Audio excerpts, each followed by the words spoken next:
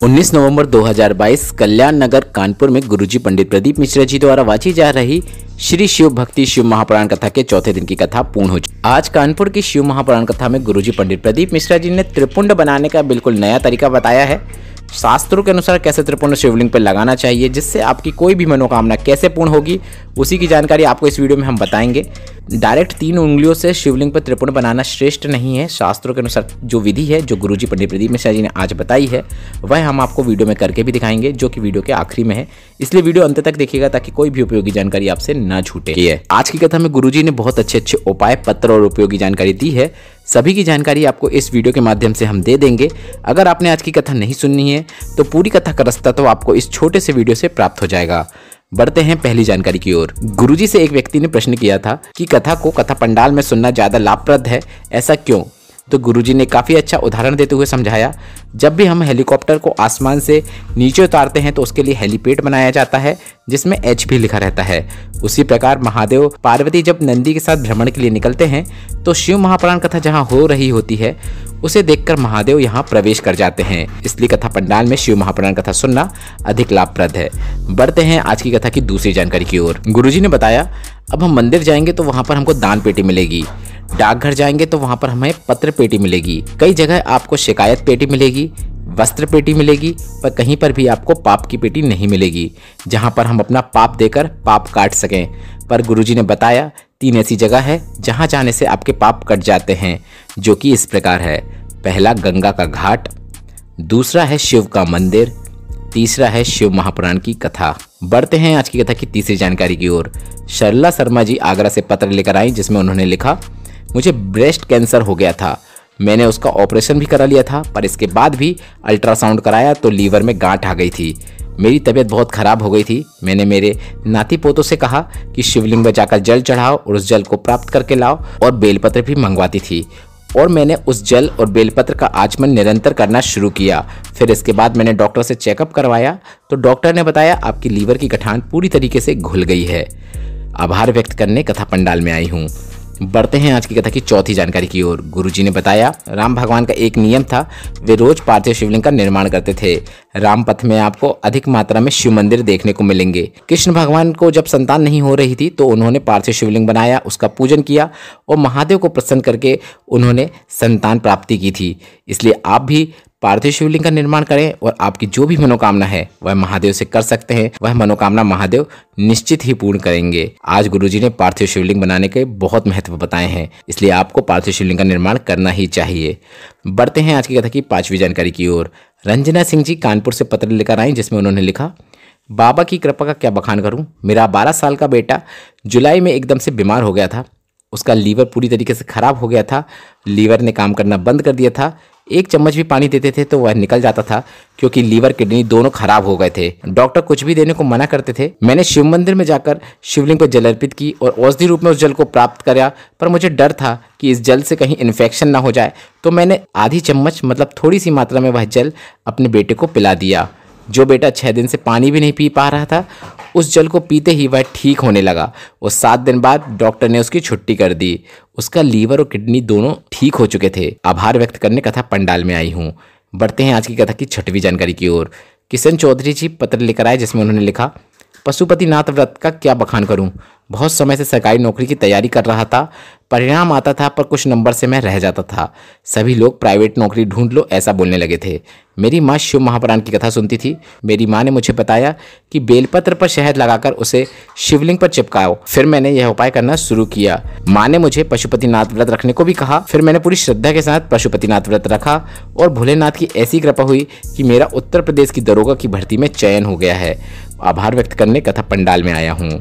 बढ़ते हैं 7वीं जानकारी की ओर। गुरुजी ने कानपुर वासियों से कहा, आप बहुत भाग्यशाली हैं। आपको 2 कथा मिल गई है। एक कथा तो अभी चल ही रही है और अगली शिव महापुराण कथा जो कि कानपुर में होगी वह रेलवे ग्राउंड में 13 जनवरी 2023 से होगी। यह कानपुर में होने वाली दूसरी कथा होगी। बढ़ते हैं आज की कथा की 8वीं जानकारी की ओर। गुरुजी ने कहा, आप खूब आगे बढ़ो, आप खूब तरक्की करो, पर एक बात का ध्यान रखना, कभी भी किसी का दिल दुखाकर, किसी का नुकसान कर आगे मत बढ़ना, यह श्रेष्ठ नहीं है। बढ़ते हैं आज की कथा की 9वीं जानकारी की ओर। आज आस्था चैनल पर गुरुजी पंडित प्रदीप मिश्रा जी की शिव महापुराण कथा 4 बजे तक टीवी में आई।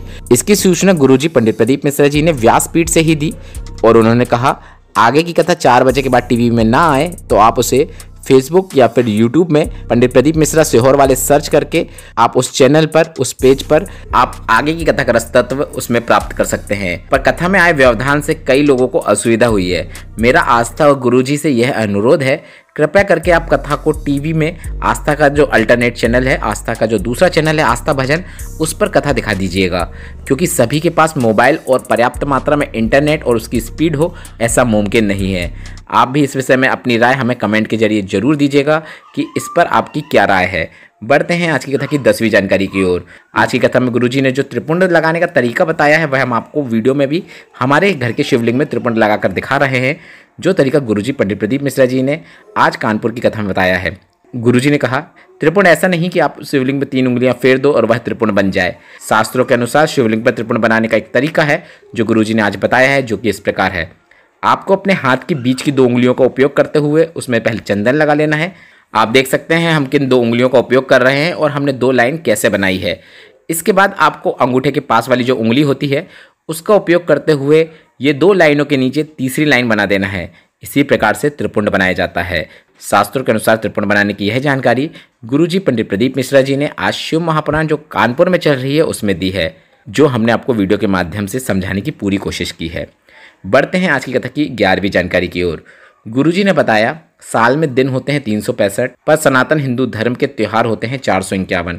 कई बार एक एक दिन में 3-3 त्यौहार और व्रत पड़ जाते हैं।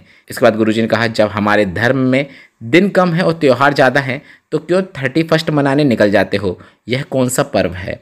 बढ़ते हैं आज की कथा की 12वीं जानकारी की ओर। गुरुजी ने कहा भक्ति का बल जब बढ़ता है तो पुण्य प्राप्त होता है, और ऐसा जरूरी नहीं है कि आप जब दान करोगे तभी आपको पुण्य मिलेगा। जहां पर आप रहते हो वहां पर आप अपने साथ वालों के साथ क्रोध को त्याग कर, गुस्से को त्याग कर मीठा बोलना शुरू कर दो। इस प्रकार से मीठा बोलने से भी आपको पुण्य मिलना निश्चित है। बढ़ते हैं आज की कथा की 13वीं जानकारी की ओर। गुरुजी ने बताया अगर आपके पाप अधिक हो जाते हैं तो वे आपके पुण्य को भी दबाने लगते हैं, उनमें आपका पुण्य भी दबने लगता है। उसी प्रकार अगर आपके पाप भी हैं पर आप पुण्य अधिकता में करने लगते हैं, मतलब पुण्य आप ज़्यादा करने लगते हैं, तो वे पाप भी कटने लगते हैं। और पाप काटने का सबसे अच्छा तरीका है शिव भक्ति और शिव महापुराण कथा सुनना, जिससे आपका पुण्य बढ़ना निश्चित है। बढ़ते हैं 15वीं जानकारी की ओर। गुरुजी ने बताया एक नारी का भक्ति का जो बल होता है, जो विश्वास होता है, जो विश्वास का बल होता है वह बहुत प्रबल होता है।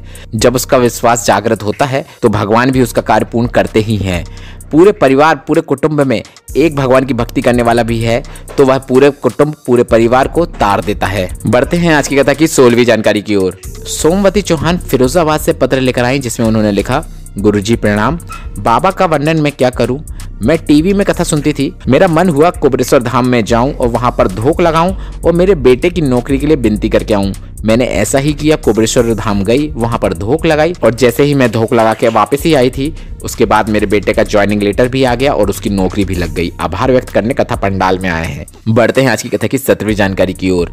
नेहा पाल जी पत्र लेकर आई, जिसमें उन्होंने लिखा डॉक्टर ने मना कर दिया था कि आपके घर में संतान नहीं हो सकती। 9 साल हो गए थे और हमारे घर में संतान नहीं थी। फिर मैंने आपकी कथा में बताया अनुसार पशुपतिनाथ व्रत किया और साथ में मैंने सफेद आंकड़े की जड़ को भी धारण किया। 9 साल बाद हमारे घर पे बेटी का जन्म हुआ है। हम पर बाबा की अपार कृपा हुई है। आभार व्यक्त करने कथा पंडाल में आए हैं। बढ़ते हैं आज की कथा की 18वीं और अंतिम जानकारी की ओर। गुरुजी ने सभी से बेलपत्र का एक वृक्ष लगाने का अनुरोध किया है, निवेदन किया है। गुरुजी ने कहा अगर हम मर भी गए और हमारे घर से यदि कोई बेलपत्र अर्पित करने शिव मंदिर नहीं भी जा रहा है, फिर भी हमारे द्वारा लगाए गए वृक्ष की बेलपत्र रोज शिवलिंग पर चढ़ती रहेगी। हमारी बेलपत्र रोज शिवलिंग पर अर्पित होगी। इसका प्रभाव हमें कई पीढ़ियों तक मिलता रहेगा। आज की कथा आपको कैसी लगी कमेंट करके जरूर बताइएगा। मेरे द्वारा दी गई जानकारी अगर आपको उपयोगी लगी हो तो वीडियो को लाइक करके कमेंट बॉक्स में हर हर महादेव जरूर टाइप कीजिएगा।